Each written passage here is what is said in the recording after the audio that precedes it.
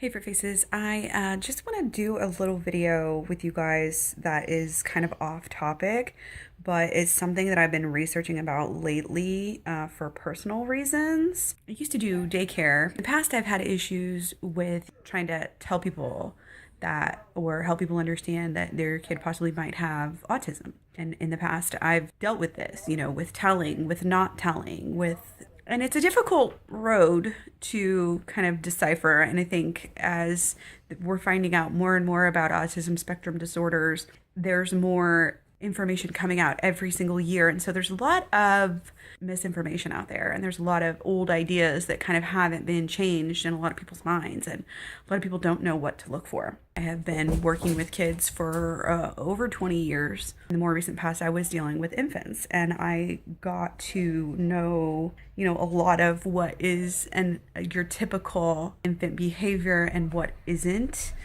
What I want to do is just kind of share with you guys some of the things I've been researching lately. I don't want to get into too specifics about why, but I do have someone who's close to me who I do believe that their child is on the spectrum of some sort. I've been doing a lot of research about this because, just my curiosity, and ever since this baby was about 6 months old, I sort of, or even before that, I kind of felt like there was something going on with the eye contact and the facial expressions. That was about 6 months ago. So I would say since then, on and off, I've been really researching this issue a lot. The thing is, with autism and with autism spectrum disorders, it's really something that you want to definitely look into as early as possible. And they say if there's any question in your mind that your baby is, not developing normally, typically, then you should absolutely have them checked out, because there's basically no harm in having them checked out, and there's only beneficial things. And the earlier that they find out, the earlier they can make changes, because the mind, it's got more plasticity whenever it's younger. Like I said, I've been researching this for about 6 months or so. Sometimes I'll spend hours researching it. I've watched a lot of YouTube videos. I've looked at a lot of websites. I've watched videos of typical children and things like that, and kind of compared. And I think that it's very easy to be in denial about this. And it's typically very hard to identify ASD in an infant. Usually it's not until 18 months that people would say that you can actually tell that there is an issue. And on average, kids don't get diagnosed until they're 3 or 4 or even later. There's new scientific evidence that's coming out that's saying it's going to be easier in the future, but these things just aren't being widely used right now to track these infants, because it is possible to tell, and they have new eye machines and different things that could be tracking infants from 6 months or even earlier than that. So again, I'm just going to share with you some of the concerns that I've thought about, because I just feel like people should be educated and people should know these things, because it really can help, the kids to just have a better life in general, help the parents to, have a better life, and help the kid thrive. And I just want to share, because I learned a lot in reading this and in watching these videos. And again, I just like to help other people if I can. And I think this is a topic that's going to be coming out in the next few years a lot more, about how can we identify this as young children, because I definitely, now that I know more about it, I definitely think it is possible. So eyes are one of the biggest things. And like I mentioned, they have machines now that can track what an infant's looking at. If they look at eyes and look at faces and how they look, and it can literally tell right away if a baby's gonna develop autism or an autism spectrum disorder. That was one of the first things of my concern. Lack of smiling, laughing, making different faces. A social smile comes around 2 or 3 or 4 or 5 months, something like that usually. If that doesn't kind of happen on time, or if it's not very frequent. A lot of these things that I'm going to talk about too are red flags, but this is another reason why I wanted to make the video, because even the articles, if people are out there looking for this information, even the articles that are being made are sort of misleading, because it's like, there's none of this, there's none of this, there's none of that. Or they just say there's a lack of this, a lack of that. And that makes it seem like, and when I talked to my parents about this, I got that reaction like, well, she does that. She does that sometimes. And it's like, it's not the fact that they can't do it. I mean, these kids obviously are eventually becoming very normal. So they'll be hitting milestones, and obviously parents aren't even noticing, if they're not even noticing until they're 3 or 4 that they have ASD. They're obviously more typical than atypical. And they are learning how to talk. And they, not all kids, obviously, but we're talking about kids with high functioning autism, maybe Asperger's or somewhere else, like on the spectrum like that. But my point is, there's not necessarily, if I say there's a lack of eye contact, that doesn't mean that the infant is never going to make eye contact. You know what I mean? It just means that it's a lesser frequency. And again, autism is a spectrum disorder. It could be way over here, it could be way over there. And that's why when you first tell somebody, hey, I'm concerned that your child might be on the spectrum, and all they hear is, oh, well, your kid's got autism. They go and look up for 5 minutes. This literally happened. Like, look up for 5 minutes. What are the symptoms of autism? And they're going to read the worst ones. And especially if they know nothing about it, or if they've seen one kid that's autistic, they're going to think about that kid. And it might have been the worst kid that never was able to learn to talk or even go to the bathroom or anything like that. I just wanted to kind of say that right out front. Because again, a lot of these, able to do or has done, it's just not at the frequency that would be typical. Okay, so lack of smiling, lack of faces, lack of laughing, any regression at all. If they start talking a little bit and then they go back to not talking, and this could be as early as, again, 6 months old or something like that. Just a lack of babbling. This is one of the rare ones that's not like what I was just talking about. This is one of the rare ones that's like any sign of a regression, automatically talk to your doctor. So that was one of the first things that got me thinking about this. Babbling, lack of babbling. Babbling is consonant sounds with a vowel. It is not just cooing. Cooing is ooh, ah, ee, oh, ah. You know what I mean? Babbling should definitely be happening from 4 to 6 months old. 4 would be early, 6 months would be, I think, more like average, and definitely by 8 or 9, 10, 11, 12 months, they should have a firm grasp on babbling. And if they're not, that's a huge sign. And it could be a sign of just a developmental delay. It doesn't have to be autism spectrum disorder. But from 6 months to 9 months to 12 months, it should be going up a lot. It shouldn't be like, oh wow, they're still saying the same thing. Maybe they happen to say mama every once in a while or dada or whatever. And if they're not like making progress, again, they may be doing some babbling, but just not as much as a normal child. And this is cause for concern. Lack of vocal inflection. A lot of children with autism or babies will do a lot of grunting, and they just don't get into a very high range or very low range. Again, if they are, it just may not be very frequently. Even babies from a very young age, 4 months or so, with their babbling and cooing can have lots of different vocal like ups and downs and inflections. One really rare sign that I've seen from a professional on YouTube was that they might be slow to roll over. And again, this is not like a comprehensive list. This is basically a list of signs that I see in the baby in my life. But again, things that I definitely think are very commonly seen. And I've seen a lot of videos where the mom's talking about the past and this is what happened and this is what we missed and they look normal and yada, yada, yada. So she called it torque in this video. And she was talking about kind of just being hunched down, kind of just being, in your little box. Not a lot of upward, not a lot of backwards, not a lot of peripheral vision. Another thing that kind of goes along with this is not reaching up. One big sign is if they do not reach to be picked up. And these are in no particular order. I kind of keep on wanting to get out of track. But another thing you can look for is if their head is actually a larger circumference, a larger size head. And it may be that it starts out being larger and that it actually just kind of, everybody else catches up at the end, but it's larger earlier. It grows faster, grows bigger faster. One of the biggest ones, I think, too, is not repeating back and forth sounds. If your infant is not copying your facial expressions. Most babies, typical babies, you can do and they will go it's like clockwork. This is really, really big one. And it's not just facial expressions, but, having a really hard time getting them to clap, getting them to wave, getting them to do high fives, getting them to do anything like that. And again, it's not always going to mean that there's a problem, but if you have a lot of these different things, it's definitely something to pay attention to. So, not repeating, like I said, sounds, smiles, sticking your tongue out, facial expressions, kind of a lack of pointing. This can be misleading because, again, eventually they're going to figure out how to point, especially in some, it can be a lack of pointing on one end, or it can be overuse of pointing on the other end. And that would be after they figure out pointing, that's all they use, and they're not using their vocals or other methods to try to get their attention and get what they want. Gaze shifting, okay?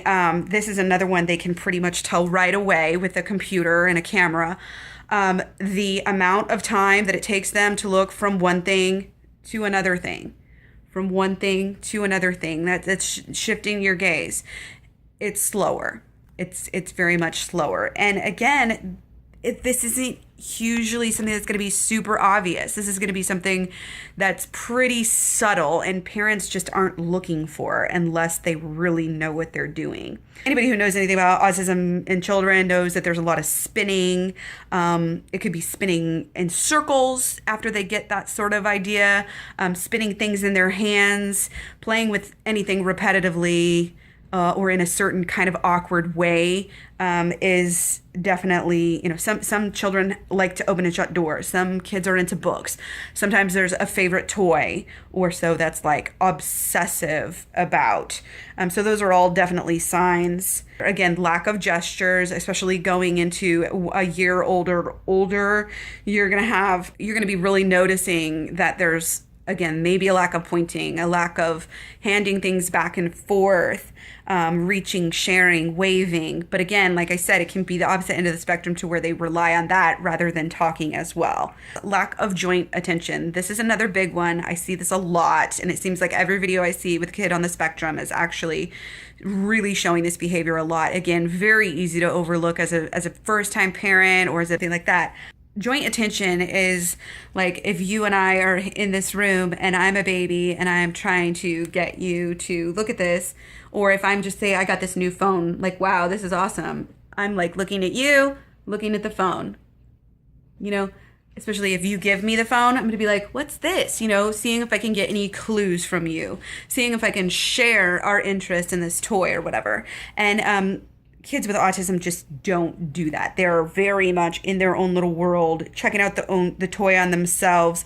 They might learn how to share, how to hand a toy to someone else, but there's usually really just, there's not that checking in. And this is where you can go and look at videos of children who are developing typically and see a real difference, marked difference in how often they're looking back, like they're crawling around, they look back at their provider or their parent. They're looking back and seeing if what they're doing is okay, looking for a reaction, like I said, especially if it's like a new toy or a new situation, they're going to be like checking in with mom even more than usual, if you know what I mean. So that is a big one. Joint attention. Sometimes people call it a 3-point gaze. Again, gaze at the toy. Ooh, this is fun. Look at mommy. Mommy, do you like this toy too? Like that sort of thing. Not responding to the name. This is a big one. Again, eventually they may start responding a little bit more, but there's going to be a somewhat of a lack of this. You're going to notice that they don't. I mean, at a very young age, like 8 or 9 months, kids are doing this, and, pretty regularly. Not every single time, all the time, but if it becomes a habit or you're noticing that, it is a sign. Sleep issues are a sign. Like I said, lack of peripheral vision, tiptoeing, hand flapping. They get a toy or they get like a piece of paper or whatever they get, and they're just, doing this. They might do it with both hands. They might do it if they're excited. Very much a big sign. They call that stimming. There can be different manifestations of this as well. Head bobbing, or sometimes they'll smash their head against the floor. I think I'll get to this later, but it also has to do with having a routine. If a child is so set on their routines that any little change in their routine is going to really throw them off, or make them upset, then that is definitely also an issue. Of course, there could be a lot of, or a little of sensory issues, but not always. One big sign is they don't like to keep their socks on, and that's kind of something again where like a lot of kids do that, but this is like a little bit more elevated for a child with ASD. One thing that I learned is that they're very adept at stacking. You always hear about lining up. They're very good, and they tend to, especially as they get older, line their toys up. A lot of them do this, not all, but many. Stacking is also one thing. If you notice, like, wow, they're really young and they're really stacking and they have a list of these other signs and red flags, then that is something that you want to pay attention to. And this is, again, something that people may very easily overlook and just say, wow, my kid's so smart. And it's not that your kid isn't smart. Especially children with high functioning autism can be very, very smart. Let's see, stacking, very good at puzzles. And in an infant, this would actually, have you seen those little, they're not technically puzzles, but they're like the shapes, and they go into the specific shape hole into the little box. If your infant is very good at those types of games, then that also may be a sign, because puzzles are actually like an international symbol for autism, and it has to do with not only the fact that it's like they're trying to figure out the puzzles and put them together, but also because they really are adept at puzzles for some reason. Not following gaze, I don't think I mentioned that. Like, first of all, they should be able to point, or you should be able to point, and they should be able to follow your finger. And they say that happens at really young, like still in the first year. And it seems kind of unbelievable, but they also, about a year, should be able to follow your gaze. And that is something that is an issue with a lot of kids, because they just don't know how to read people socially. They just lack something there. Playing with toys the same time every time, or almost every time, that kind of goes to the same thing as the routines. But yeah, there should be some experimentation, throwing it around, stacking, different things, not just doing the same, kind of the same routine with the toy every single time. Believe it or not, I've heard of climbing as a sign. Sometimes they like to climb under things, but also liking to be in high places is actually a sign as well. Preferring to grunt and point rather than talk or make other sounds.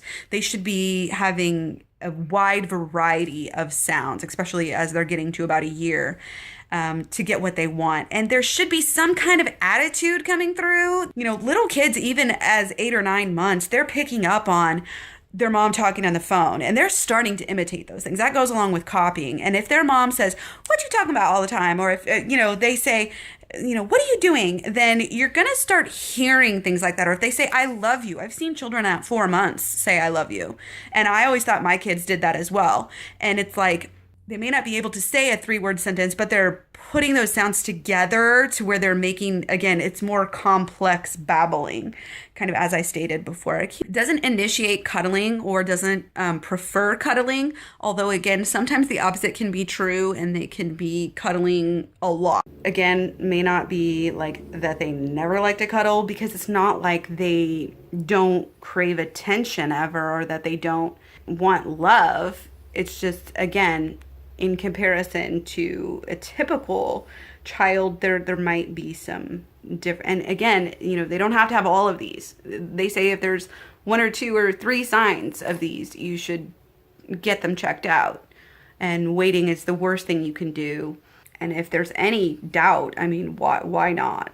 Some people, I think, are worried there's going to be, the label on my child, they're going to be treated differently, but it's better for you to know so that you can get resources to help them.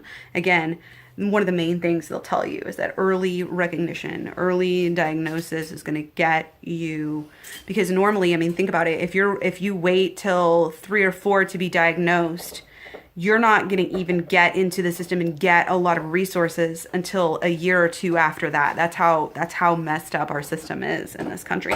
Can be overly independent. A lot of times the moms will just say, "I just thought they were a good baby." They don't cry a lot. They don't require a lot of, stimulation, and this can be like a downward spiral because, again, if they're so independent and they just enjoy playing by themselves, then there's going to be more of that and less opportunities to learn, which is really sad. And all of these specific things, different areas in which they're affected can be helped, again, with just certain games, certain, attentions to certain things.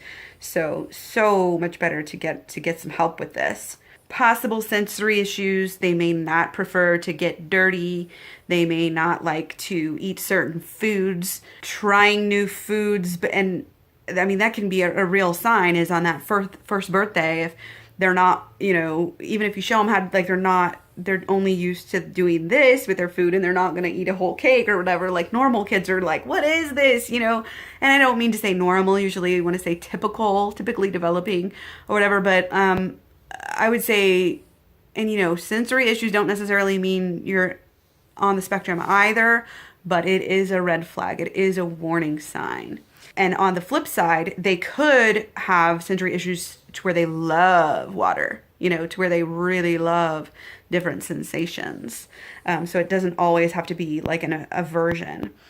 They might get different tics too, and this can be very subtle, but you'll notice if they get real excited, and I spotted this in a video afterwards, otherwise I would never have really noticed it.